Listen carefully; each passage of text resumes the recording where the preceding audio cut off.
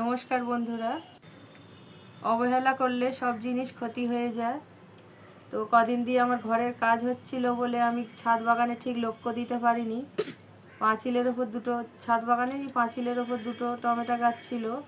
Tomato গাছ দুটো কত বড় বড় হয়েছে আর কত বড় বড় টমেটো ধরেছে, কিন্তু গাছ দুটো জল দেওয়া হয়নি, যার জন্য গাছ দুটো শুকিয়ে গেছে, একদম টমেটোগুলো ঝরে যাচ্ছে, কাঁচা টমেটো ঝরে পড়ে যাচ্ছে, এমনভাবে শুকিয়ে গেছে। অথচ আমার দুটো 500 লিটার করে 1000 লিটার জল ট্যাঙ্কি ছাদে বসানো আছে। আমার বাড়ি এমন লোক নেই যে কেউ এক মগ জল দিয়ে দেবে। আমি না দেখলে গাছেদের কোনো যত্নই হবে না, আর কেউ দেখবেও না। তো 2-3 দিন পরে আমি ছাদে উঠেছি, গাছগুলো শুকিয়ে গেছে। গাছগুলো আমি লাঠি দিয়ে বেঁধে নিচ্ছি,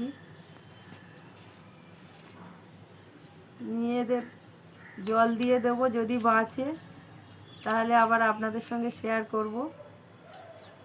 নিচের ঝরা পাতাগুলো একটু কেটে দিলাম, যেগুলো ঝুলে গেছিলো পাতাগুলো দিয়ে জল দিয়ে নেব। জল দেওয়াটা আর আপনাদের দেখাতে পারলাম না।